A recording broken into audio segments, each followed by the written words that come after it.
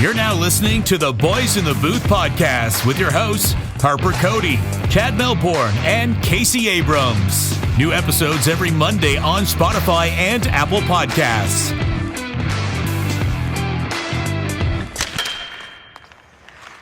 Good evening and welcome to episode 128 of the podcast. We're back after a week off. Cody Abrams and Melbourne with you as always. We're here to do cap or no cap and tee up what's going to be a fantastic Stanley Cup Finals matchup that gets going on Wednesday night. First of all, how are you guys doing?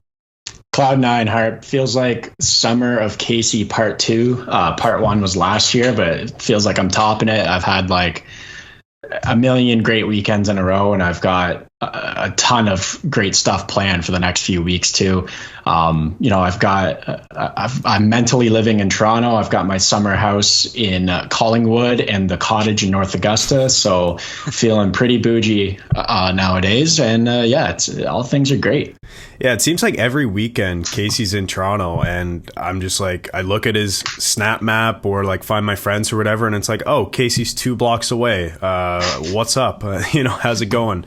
I had a good weekend this weekend, guys, and it was nice to kind of take a week off and just watch some hockey. There wasn't much to talk about last week, and now we're able to preview the Stanley Cup Finals, which is going to be amazing. But like I was saying, I had a good weekend this weekend. We celebrated John Kiriakou, guest on the podcast, going to be a future guest here next episode, more than likely.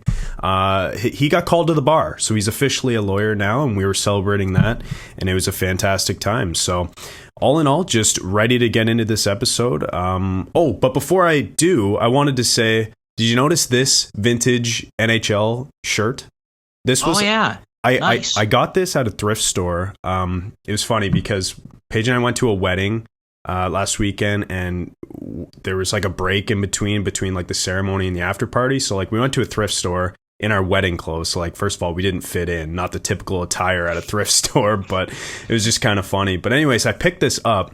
It's an All-Star Game shirt from the 2000 All-Star Game in Toronto. And I just looked it up beforehand, like some of the names that were playing in this All-Star Game, guys, and like, oh my God, it gets sick. To name a few, like on Team World here, we've got Matt Sundin, Teemu Solani, Sergei Zubov, Pavel Bure, Jaromir Jagr, etc. And then on Team North America, you've got Rob Blake, Ray Bourque, Scott Gomez, case for you, Owen Nolan, Mike Modano, Steve Yzerman. I just thought it was funny, and that I got the shirt and then I see all these great players, and it's like, that was such a great time to watch hockey. And I feel like now, like, we have equal amount of superstars in the league that like we just take for granted. Probably more that we take for granted, but these guys kind of paved the way. So I thought it was cool to kind of bring it full circle there. You are everything wrong with thrift shopping, honestly. Why? Like, you're wearing a suit or nice fancy clothes in a thrift shop. Like, all the people who need to go to a thrift shop to get bargain clothing to get through are looking at you like, I hate this guy so much. Him and his stupid mustache and Toronto Maple Leafs hat. Okay, the difference is it wasn't necessarily a thrift store. It's like a vintage, like a curated vintage store, so it's a bit different. But it's, I kind of get the sentiment. But yeah. All right. I take back the stupid mustache thing. All right. All right. Mustache. Everything else stands. Glad to hear you guys are doing good. I'm doing well. Had a good weekend here in Brockville. I was at the Keystorm and went up to Kingston actually and had a nice lunch at Lone Star with Meg, and we went to check out Beer Fest for a little bit, and so that was fun. It was just great to see that event happening again and see so many people up at Fort Henry. So that was awesome. And I got new internet, guys, as we were talking about off air. So hopefully my connection is a little bit better and I'm not the only one lagging on this podcast. And so finally did that. And I have to thank our good friend Connor, Chad, who works for Bell, of course, and helped set this whole thing up. So got it done today just in time for the podcast. So I hope you guys are happy with me. Yeah, well, you're on these calls, you're only as strong as your weakest link on like a Skype call, and you were freaking paper mache Yeah, we're happy, Harp, that you got it done. And you said Connor works for Bell. You do too. So I don't understand what took so long. But anyways. Yeah, I mean, that's true. Just a little bit of laziness and some other factors in there. But hey, we got it done. That's all that matters, right? All right, so we've got cap or no cap, as we mentioned off the top, and then we're going to preview this great Stanley Cup final between the Lightning and the Avalanche that gets going on Wednesday. You're now listening to Cap or No Cap right here on the Boys in the Booth podcast. No cap, this shit bussin'. So, guys, I have 3 questions for you two for cap or no cap, and there's a theme here. It's about guys that could be on the move this offseason. So we'll start with this one, and it has to do with the team that was just eliminated from the Eastern Conference Finals, and that is the New York Rangers. Kaapo Kakko was a healthy scratch in Game 6. I'm sure you guys saw that. So, cap or no cap, Kaapo Kakko will receive an offer sheet this summer. Case, you want to go? I lost you guys for a bit. Okay, well, we're back now. So the question was cap or no cap. Kakko receives an offer sheet this summer. I'm going to say cap to that. I don't think that happens just because we see offer sheets so seldomly. And I think for a player like Kaapo Kakko, the compensation just wouldn't be there. There wouldn't be any incentive for New York to not match an offer sheet presented. I think, a deal for Kaapo Kakko, even if it were to be an offer sheet for, say, a long-term deal, I don't think it's going to be so high that New York says, no, we're not going to match this. I think he does fit in to their long-term plans. I think he's just struggled a bit, obviously, over the first few years of his career. And you guys know how I feel about this. And same with Lafreniere. I don't think they play enough to because they're high quality players. I just don't think they play enough. But yeah, so I'll say cap to that. There's no way he gets offer sheeted this offseason. Case, what do you think?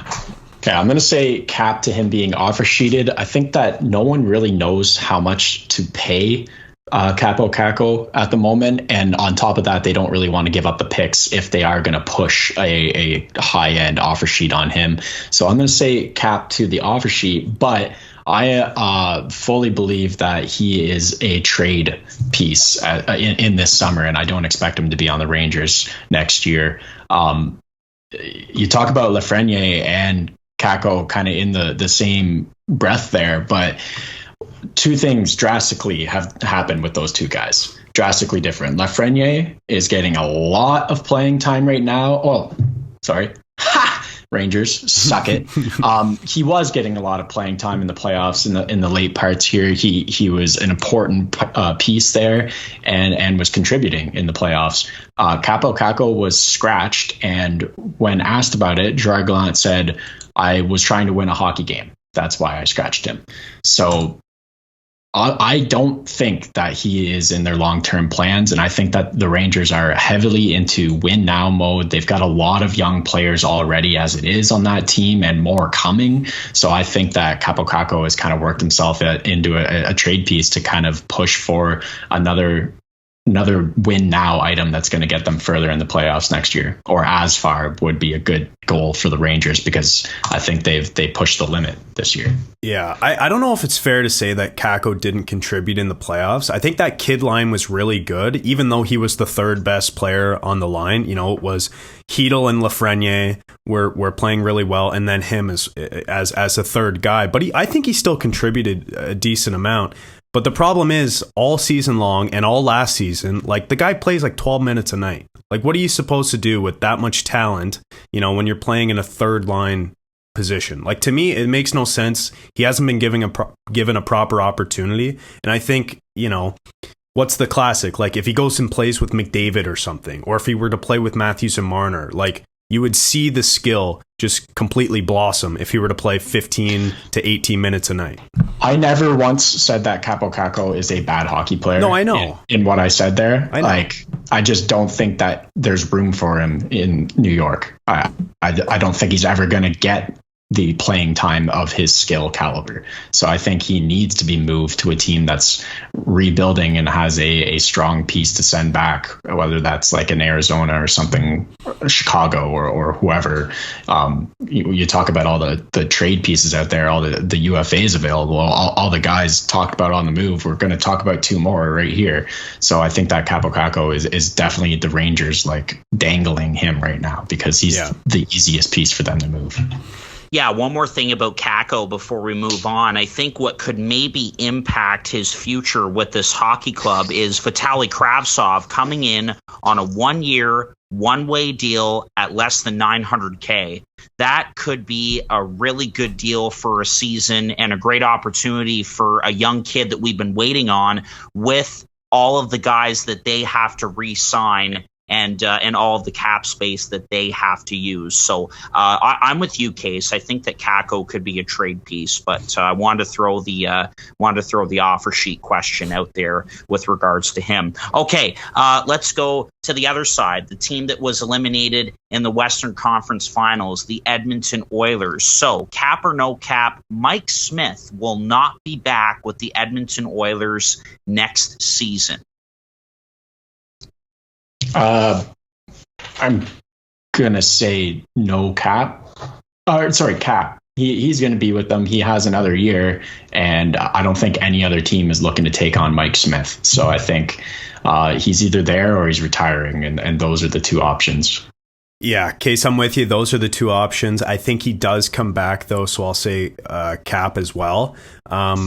I think before Mikko Koskinen signed in the Swiss League, the chances would have been higher of Mike Smith moving on or even retiring. But I think now, he's the only goalie under contract other than obviously some younger, Stuart Skinner or whatever. But he's the only experienced veteran goalie under contract now. And I think that means he's the guy. And he was pretty good down the stretch. Like, I know we all rag on Mike Smith, and I'm probably the biggest one for that, the biggest culprit. But I just think he's back. I don't think he's quite done yet. I don't think he retires.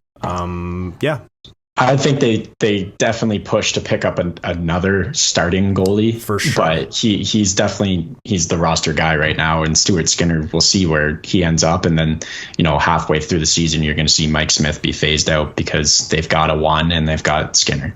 Yeah, and we know he's had injury troubles in the past too, so you don't know like how another season will go for the veteran netminder, but I guess we'll see. And also, Harp, I wanted to mention too from the last question, Kravtsov. I think he's in the KHL by Christmas next year, by the way. just saying. Well, and going back to Mike Smith, like, I asked that question, and obviously I said off the top, like, there's a theme, guys on the move, but I wanted to ask about Smith, knowing that the other option, if he's not in Edmonton, would be that he's retiring. I don't think he'd be willing to go and play in Arizona for a season or something like that. He wants to obviously win as long as he's playing, but the guy's not getting any younger and he's banged up. So we'll have to wait and see if he decides to hang it up or not. But I agree. I mean, as much as we rag on him, he was excellent for the Oilers and was definitely part of the reason why they got as far as they did. And the third one, we kind of spoiled this one off air, but I wanted to ask you guys about this player, and that is David Pastronack. So David Pastronack will be moved by the Boston Bruins this offseason. Cap or no cap? I'm going to say no cap. There's a lot going on in Boston that does not look good at the moment, and it's looking full-blown rebuild. There's a possibility that Bergeron's going to retire. Marchand's going to miss a good chunk of the season from surgery, same as Charlie McAvoy. It's looking pretty gloomy there, not to mention the fact that Pasternak is not happy with Sweeney after firing head coach Bruce Cassidy. Sounds like they had a good connection there, and he was not happy about that at all. I think all things point towards major rebuild. Poor Taylor Hall. Oh my God, sucks to be him right now. So yeah, I think that there's a lot of people that are going to be knocking on that door to try to get a piece of David Pastronack. Not to the Devils, to mention one, that's for sure. I really hope they're pushing to make a big move there, and a second overall pick is a pretty good way to start a rebuild. I agree. Yep. So yeah, I definitely see David Pastrnak moving, but knowing Boston and the Boston fan base and sports in general in Boston, I think there's going to be a friggin' riot if they do a full-blown rebuild. So that kind of makes me want to change my answer, but I'll stick with it. Yeah, well, that's kind of how I'm leaning, Case. So I'm going to say cap. I think there's zero chance that Pastrnak moves this offseason. Just because, like you said, Case, the Boston faithful will go nuts if they do a full rebuild. I don't think that's where they're headed right now, at least yet. You mentioned Marchand is going to miss a bunch of time. McAvoy is going to miss a bunch of time this upcoming season. I feel like the firing of Cassidy is Sweeney telling this group, like, okay, we just need a change. We feel like maybe he lost the room and we need a change to get guys going and motivated because they realize they're going to be missing two really key players down the stretch. They need guys to come in, step up, and just get them to the playoffs because I feel like management there still thinks that they're a contending team. So, and I think Pastrnak is included in that. That's how I feel. Like when I read the situation as an outsider, I feel like that's how they're thinking right now. They still think they're contenders. They just have to get to the playoffs and then see what happens. So I think there's zero chance they move Pastrnak. In fact, I think there might even be a better chance that David Krejci comes back than David Pastrnak moving. I just don't see how they expect to make the playoffs without two of their top line players, no one down the middle, your best defenseman being out. It's like I'm not saying they're right. Signs. I'm not saying they're right. There's one more piece that sounds like he's on the move. I'm not going to say his name because I want to avoid saying his name when talking about trades with Boston because he's been talked about for the last 3 years being traded out of there. Jake I'll leave it there. Fuck. Jake DeBrusk is also it looks like he's on the way out. I don't know if we've said that 100 times, so it doesn't really have any merit. But like they have no one down the middle, and we've talked about that a lot. I like Eric Howla, but he's not a 2C. He's a 2C, and he's definitely not a 1C. They don't have one of those. If Bergeron neither is Charlie retires. Coyle. Yeah. So, trading for a 2 overall pick when you can get Logan Cooley is a pretty good way to start fixing that center depth pretty quickly. I don't know. Obviously, I'm reading into a lot of the Devils talk around it, but I think in general, Boston, it's looking pretty gloomy in that division to be trying to make the playoffs or in the Eastern Conference in general. Listen, I totally agree. I just think, I'm not saying I agree with what they're doing, but I just feel like they think their team is still competitive and they're going to find out a way to get it done in that window. Like they just signed Lindholm for 8 years. Yep.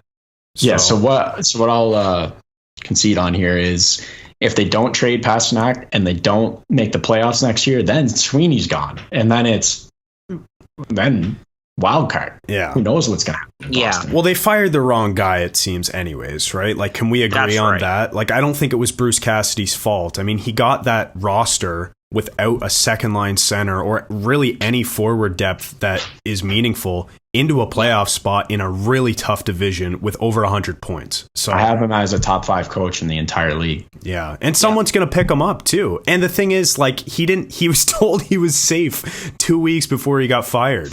So that's just a rough play and a rough look for Bruins management there. But it is what it is, And Boston is one of those markets. You guys kind of mentioned this, and there's 3 markets, and there could be more that they should be rebuilding at this point, but there's just no appetite in the market and at the top with ownership to rebuild, and that's Boston, That's San Jose and that's Philadelphia. Chicago too. Chicago as well. Yes. Now it looks like they're gonna rebuild no matter what. I'll believe it when I see it.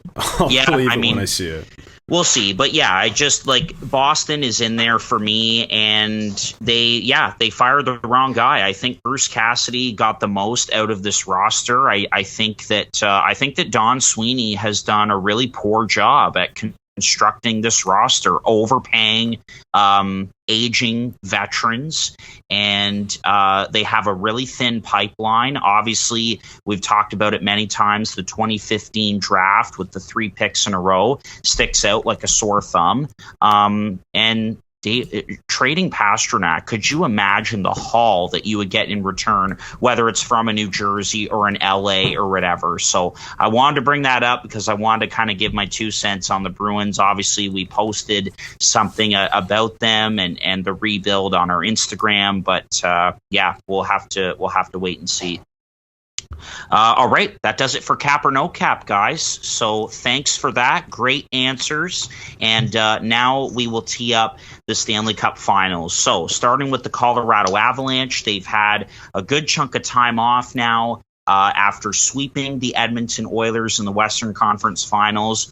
What an addition Arturi Lehkonen has been for this team. The second year in a row with 2 different teams. He scores the game-winning goal to send both teams to the Stanley Cup Finals. Cale Makar, unbelievable. Nathan McKinnon, unbelievable. Darcy Kemper looks like he's going to be back and ready to go for this series. Then over to the Tampa Bay Lightning. Beat the New York Rangers in 6 games. They lose the first 2, which was kind of a surprise out of the gate. And then Andrei Vasilevsky does what he does. He locks it down, and they win 4 straight and win the series, and they're off to the Stanley Cup Finals for the 3rd year in a row. So a thought on both of these teams, and then your predictions for this Stanley Cup Finals. Case, we'll start with you, man.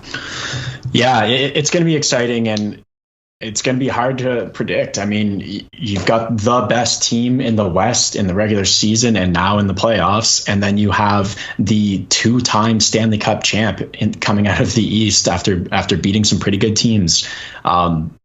I think that when you say that, you have to start thinking kind of outside the box when you're going to try to predict who's going to win here. And I've got a couple reasons why I think that Tampa Bay is going to complete Nate Gagne's fantasy name and be the Tampa Bay Three-Peats.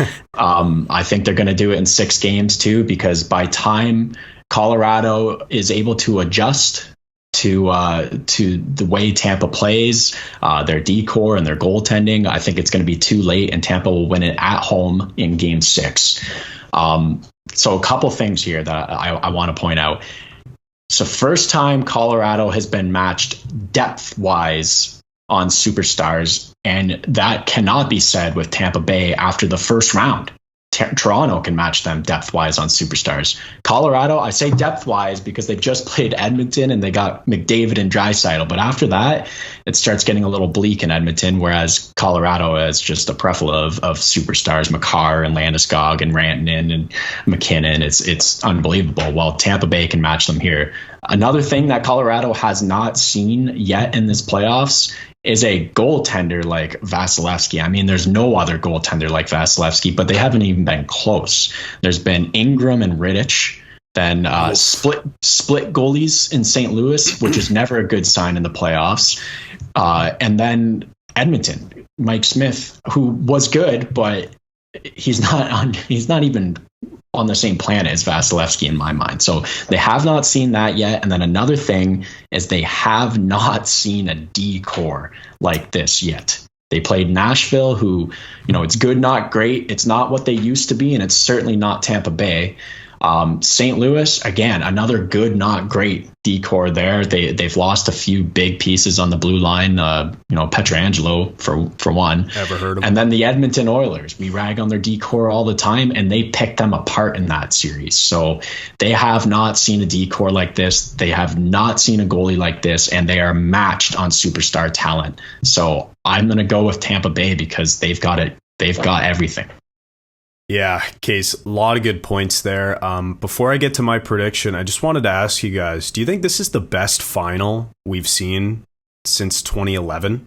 Like, for me, when I go back and look through all the finals appearances that we've witnessed and watched, like, you know, dating back to the salary cap era, the beginning of the salary cap era, like, I can't find a more intriguing final than these two teams, because like you said, Case, like, this is best on best, and we haven't seen this in a long time. And I think the last time we did was in 2011 when Boston took down the Vancouver Canucks. So that's a good series. I can think of a couple that I really enjoyed, like LA and the Rangers was a very good series. That was an exciting one to watch. Pittsburgh, Nashville was a fun one too. Pittsburgh, Nashville, good mostly because of the crowd in Nashville and then the talent in Pittsburgh. So there's a few ones there, but honestly, I think that these are the two best teams. I think that if you put either one of these teams in the last decade of Stanley Cup finals, they're going to win. Yeah. Yeah. They're both extremely good. So Money Puck has, and I always go to Money Puck, they have Colorado winning 56% of the time. And that's, you know, what they say. That's home ice advantage. That's their odds. That's 50-50 basically, and then an extra game at home. Yeah. So Money Puck has the most likely scenario in this series is Colorado winning at home in Game 7. That's their most likely scenario, 18% roughly that will happen, and that's what they predict. For me, though, Case, I'm with you. I have to go with Tampa Bay, not only because I have $50 on the line here on Bet365, pays out $325 if they win. That'd be sweet. But just because I just think they're better for a lot of reasons. So let's get into it. Offensively, I think actually Colorado has the edge. Despite Nazem Kadri being out, they've scored a ton more goals than Tampa Bay has, and they have the best goal differential in the playoffs right now by a shit ton. Like, this team can score goals, and I think not only does that come from their forwards being so good and so deep, like, guys, they have 5 guys who are over a point per game right now. But it also goes back to their back end too, who generates a shitload of offense. Whereas I think Tampa Bay's back end is better, in my opinion, but is just better defensively and more specialist types. Like, you've got a Zach Bogosian, you know, who they dress 7D, and Bogosian just kills penalties basically. And they've got a lot of specialists who do a lot of stuff, you know, in exactly what they do best. So I think for that reason, Colorado has the edge up front because they score more. But if I could just jump in before you get before you get away from the offense, is I agree that Colorado has the edge here, but there's one thing that is kind of missing in my mind in Colorado, and those are like gamers, and that's, I mean, Lehkonen has become one of those, that's for sure, but I'm talking about like Pat Maroon and Corey Perry and like. You don't count Palat as a superstar all the time, but that's a guy you just always have to watch in the playoffs because he scores some massive goals all the time. Like, there's so many gamers in Tampa Bay and depth wise. So that 100%. Like, you have to split up the offense in my mind in 2 categories with these 2 teams. You could do it all playoffs, except with these 2 teams, you got to go like top end scoring versus voodoo playoff nonsense in Pat Maroon. It's crazy. Guys who step up to the plate. That's a really good point, because you know how I mentioned Colorado has 5 guys who are a point per game? Tampa Bay only has 1. It's Nikita Kucherov. You know, Palat isn't a point per game. Stamkos isn't a point per game. You know, Victor Hedman isn't, but they just have so many guys who do the right thing. And one of my favorite players, you know, because you hate to play against him, is Anthony Cirelli, because he just is so effective at shutting down offense. Another gamer. Exactly. So Colton. Colton. Just keep going with this team. They've got Nick so Paul. many guys. And Nick Paul too. They've got so many guys who just know how to get it done. And yeah, so offensively, like, I think in terms of pure goals, Colorado could outscore Tampa Bay in this series, just like Toronto did in round 1, but that doesn't mean you're going to win the series. No. Because I think, like, you know, as much as Colorado scores, I think these games are going to be low scoring affairs because, first of all, it's a Stanley Cup final. It's always low scoring. It's not run and gun offense. Teams get, everybody's working their tail off and playing extremely hard defensively and everything. But also, that's how Tampa can beat you. They can outscore you, or they can shut you right down. And I think it's going to be a bit of a combination of both, but I think there's going to be more shutting down. I think the first game will be over 8 goals. You think so? And then it will be like very tight for the rest. Yeah. I mean, I could see that just as they feel each other out and kind of, adapt after that. Okay, that's offense for me. Defense, and that's kind of how I've done it for our predictions. I do offense, defense, goalies, whatever, and then special teams I threw into. Defense, edge Tampa Bay. Like, no question. You guys, like, no one can argue that. I already mentioned I think that Colorado scores more from their back end, but Tampa dresses 7D regularly. They all do a specific task. They all play with each other. Like, and they're all really good defensively. So, like, there's not a single guy on that back end who I'd be worried to have out on the ice against any of Colorado's top guys. And that's saying something if you're playing 7D in a game. Yeah. Like, it's pretty crazy. Goaltending, I gotta give the edge to Tampa Bay, even though, Francouz has been pretty good and they're expecting to get Kemper back, who had a really good regular season this year. It's just like, how can you go against Andrei Vasilevsky? He's the best in the world. Yeah. Like, if Vasilevsky were to retire today, he's a top 5 goalie of all time, in my opinion. Wow. Yes, I agree.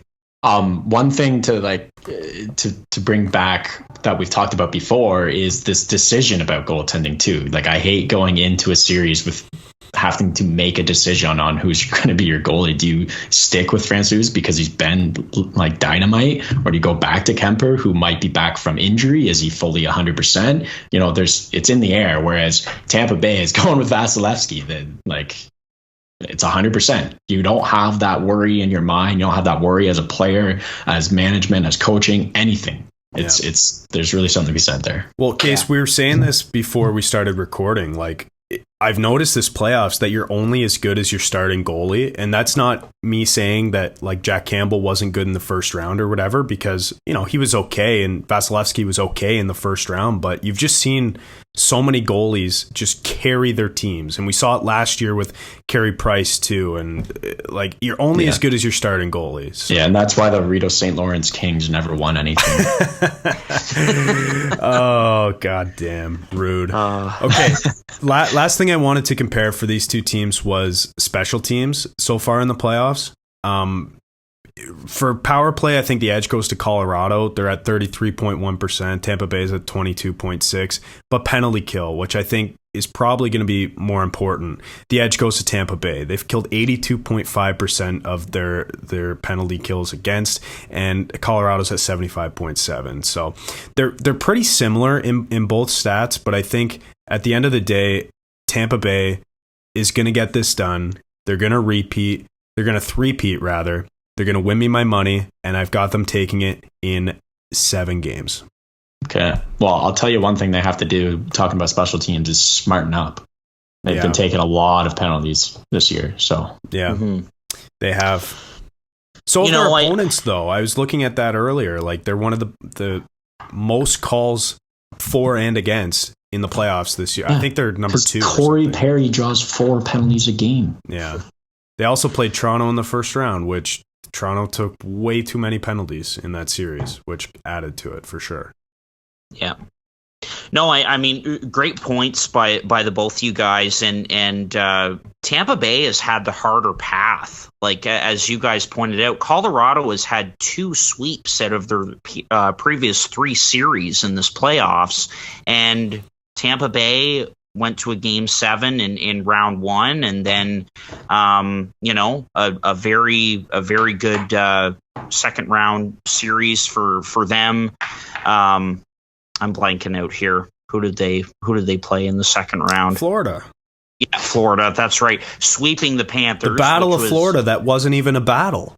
Yeah, exactly. That's why I blanked out, because the Panthers just weren't there for that series. But yeah, I mean, 1 sweep for them, and then the Rangers gave them a scare early on, but they just have that ability to pull it all together and to shut down the opponent. And I think that this is what this series comes down to. It's who can out goaltend and out defend the opposition. And that's the Tampa Bay Lightning. I've bet against them before. I'm not going to do it this time. As much as I would love to see Makar and McKinnon hoist that Stanley Cup in Colorado, they deserve to be here. I mean, there's no question about it. They're a phenomenal hockey team.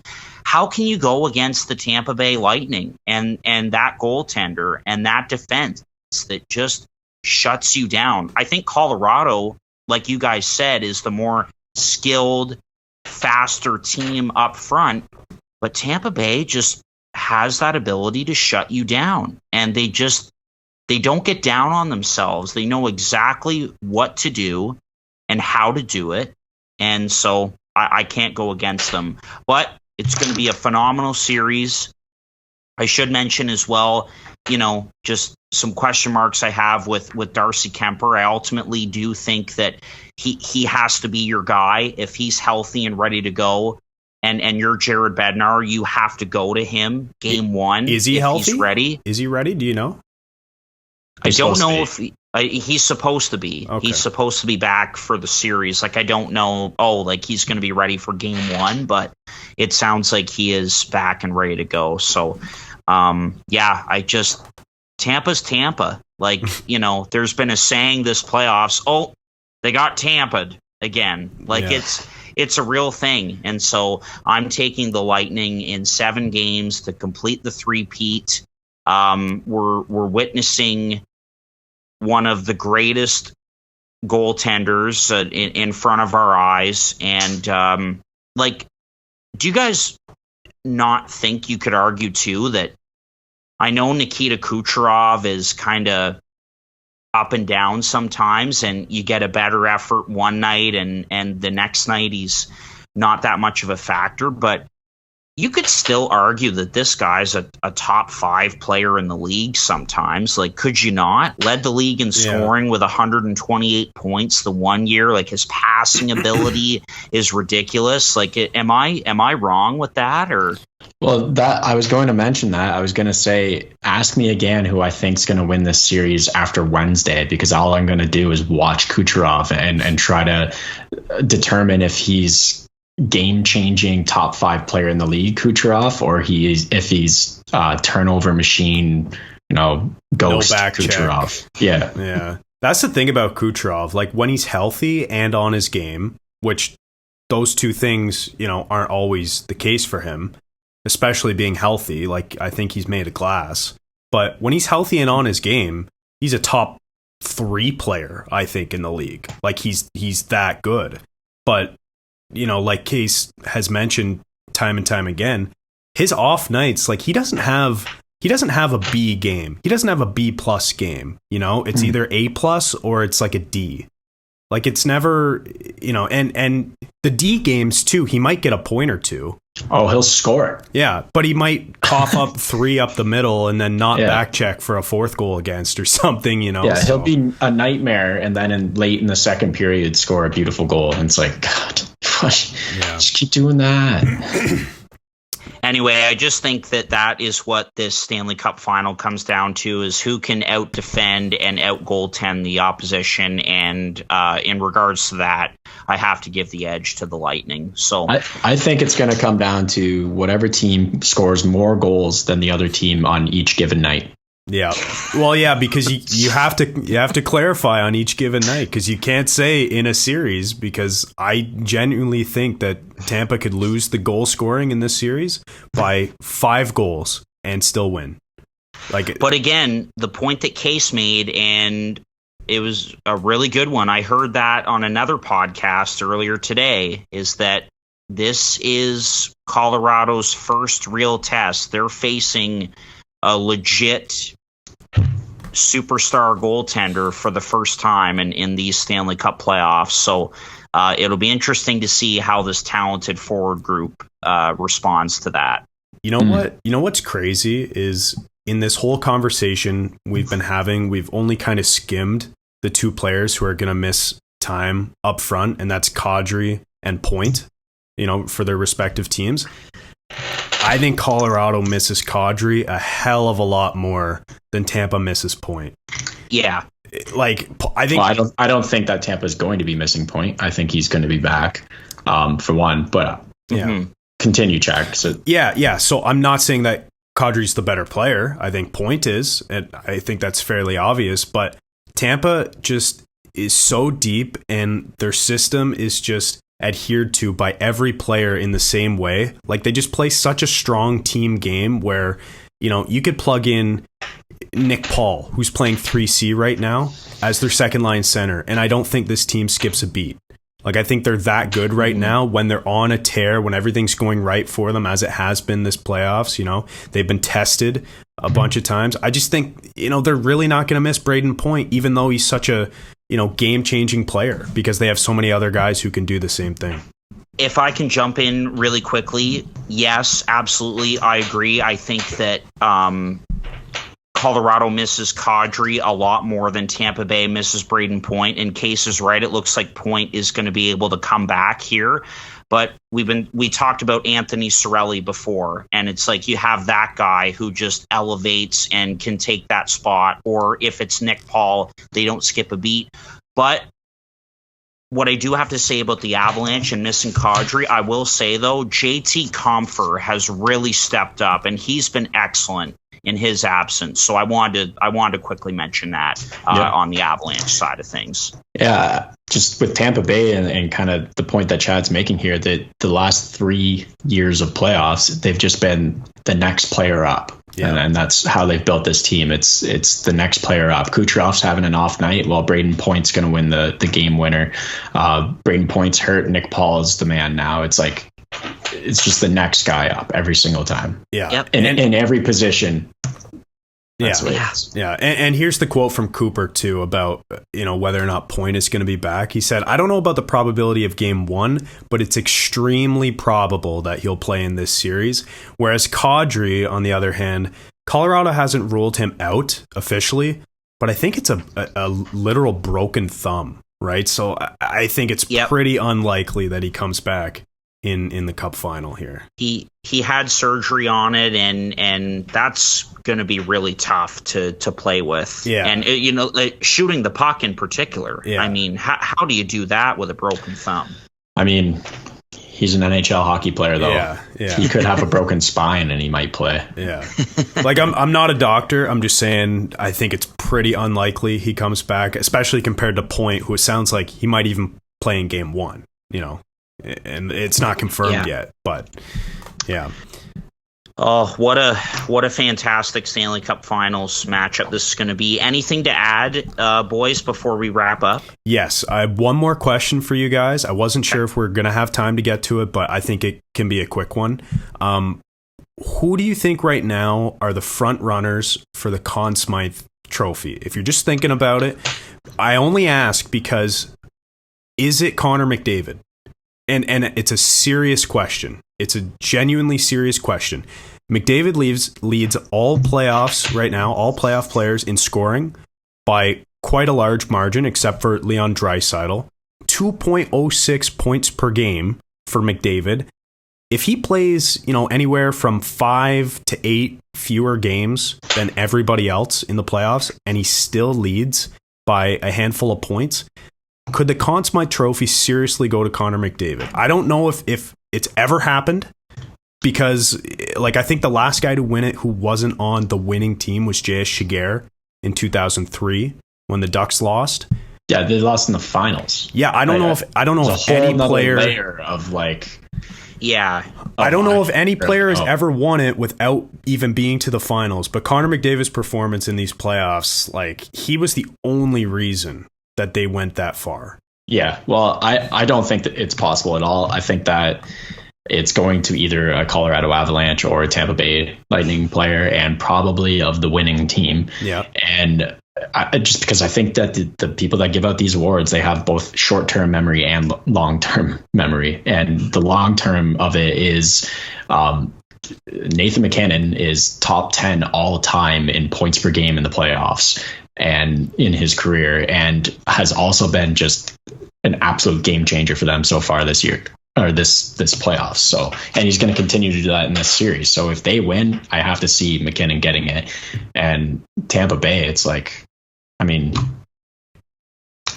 every year we're going, oh, it's going to go to Breeden Point. It goes to Kucherov because he's also unbelievable. Or you think it's going to go to Kucherov and Vasilevsky gets it. It's like someone steps up big for them every single year. And I think, Vasilevsky's name is going to be again in this conversation. So yeah, I don't know. I have a hard time giving it to a player on a team that didn't make it to the finals.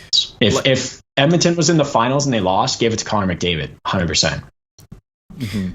Like, I feel the same way, and if we're looking at history, I don't think it's ever happened. Someone can correct me if it has, it gone to a player who isn't in the Stanley Cup final.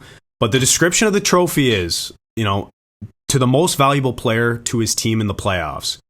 And like Connor McDavid, no one scored over 2 points per game in the playoffs in a long, long time, guys. And Connor McDavid was 2.06 this year. So I'm just saying, I think there's a serious consideration for it. But also, too, how can you not give it to a guy like Cale Makar, who has 22 points as a defenseman in 14 games? Yeah, the Norris Trophy also goes to the best defenseman in the NHL each year, and it's strictly based off who scores the most points. Yeah. So, or it's mostly based off who scores the most points or goals or points per game or whatever. Yeah. So I think that the definitions of these awards might need to change. Yeah. And we've said that about many of the awards.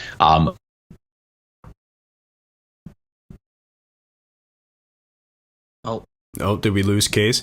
Anyway, if we lost Case Harp and it's just you and I just wanted to say I only brought that up because I just wanted to recognize McDavid's effort because we didn't get to talk about it last week. Like, what an absolute insane performance he's had these playoffs. Yeah. And I think there is a serious question to be had whether or not this trophy can be awarded to someone who's not in the Stanley Cup final, unlikely as that may be. Mm-hmm. No, for sure. We definitely didn't touch on the two teams that were eliminated out of the Final Four enough, and I'm glad you brought up McDavid and Leon Draisaitl as well. What he did playing hurt, because he was really hurting. I'm just so happy for the Edmonton Oilers for taking a huge step. It's huge for that organization. It's been a while. They were kind of underdogs coming in. I think a lot of people didn't expect them to get that far, and their two Ferraris were going, and they were going to take them as far as they could, and they just ran into a really good team. So yeah, kudos to McDavid and Draisaitl. Hell of a looked it up for you, Chad. Okay. 4 times in NHL history has it gone to a player who did not win the Stanley Cup. Out of the 50-something times it's been given, 56 times the award's been given out. 51 played for the team that won for the Stanley Cup. So yeah, Roger Crozier in 1966, Glenn Hall 1968, Reggie Leach in 1976. All goalies, by the way, so far. Yeah. Ron Hextall 1987, another goalie. Let's keep going. J.S. Jaguar 2003, another goalie. Yeah. All goalies. Yeah. And all went to the finals, I think. Yeah. Yeah, no, it's tough when you have that additional layer, right? And, and especially if the Stanley Cup final, I think, goes to 7 games, it's like then you look at, okay, like who was the best player in that 7-game series? And then that Western Conference final or that Eastern Conference final becomes a distant memory at that point. So, yeah, but I get that. And I'm not even arguing that this should be the case. I'm just kind of playing devil's advocate here that I think there could be a conversation to be had. Because what if it goes to 7 games, right? And that means Tampa Bay has played 8 more games than Edmonton. What if no one else has more points in the playoffs than McDavid? And he's played 8 less games. That's a good point. Yeah. Like, no, I see what you're saying. Yeah. I do. I mean, what McDavid had 33 points? Yeah. In the postseason? Yeah, and that would have been in like how many games do they play? Well, 7 plus 5, that's 12. And then another 4, so 16. Yeah, well, there you go. 33 points in 16 games. By the way, there's some NHL history buff right now that's losing his mind that I said Reggie Leach was a goalie. He's not. So I just wanted to correct myself before some Philadelphia Flyer who was alive in 1976 shits on. Yeah, but I mean, the trend was there, right? You said Glenn Hall, Ron Hextall, J.S. Shiger were the other 3, right? So, yeah, and he's also in the photo they use, he's standing side by each with the goalies. So, like, that also didn't help me. And, I don't know who Reggie Leach is, so sorry. Yeah. Anyway, but if I'm ranking guys right now in terms of how much I think they deserve to win the Conn Smythe, Cale Makar is probably number 1 for me. Andre Vasilevsky's probably number 2, and then like McDavid might be like 4 or 5. Yeah. I don't think McDavid would accept the trophy. Yeah, he probably wouldn't. You're right. Like, fuck you. He'd be like, no, I want another trophy. The only trophy I want. Yeah. You know what? I think this is bad too for the Oilers, the fact that they got this far. I know we're getting off topic here a little bit and we should probably wrap up, but I think it's probably bad for the Oilers that they got this far because Ken Holland is going to look at his team and think, I made the right moves this offseason, and we're going to see another, Cody Ceci or Duncan Keith type ad, and then they're going to let Jesse Puljujarvi walk, and they're going to, just commit to Kailer Yamamoto for too long and too much. And it's going to, I don't know. It just seems like this is affirming that Ken Holland did a good job, whereas it was just McDavid and Draisaitl carrying this fucking team, I mean, yes, you look at guys like Kane and Hyman, who were also, I think, kind of underrated, ads and performers for this team. But yeah, I mean, it's going to be an interesting offseason for this hockey club for sure. A lot of decisions to be made the next few weeks. Yeah, I have fewer problems with their forward group. I actually quite like it now with Hyman and Kane and Puljujarvi and Yamamoto and all those guys. But it's just their back end still. Heard one of those guys is gone. One of those guys is gone. It's going to be Puljujarvi, I think. It seems like they're more committed to Yamamoto. And listen, Puljujarvi, I'll take him on Toronto. Like, why wouldn't you? Of course you will. Well, Case, you should be in on him too, being a Devils fan. All right, well, how about that, guys? The team going for their 3rd straight Stanley Cup, and we've got a 3-peat here on the podcast when it comes to predictions. So that's pretty great. All right. Game 1, Wednesday night. Enjoy it. Thanks so much for listening to this episode. We'll be back with you next week. This has been another episode of Boys in the Booth with Harper Cody, Chad Melbourne, and Casey Abrams. New episodes every Monday on Spotify and Apple Podcasts. Connect with the Boys in the Booth on Instagram, Facebook, and YouTube at Boys in the Booth. Visit boysinthebooth.com for show details, and don't forget, you can become a patron of the podcast for just $1 a month at www.patreon.com/boysinthebooth.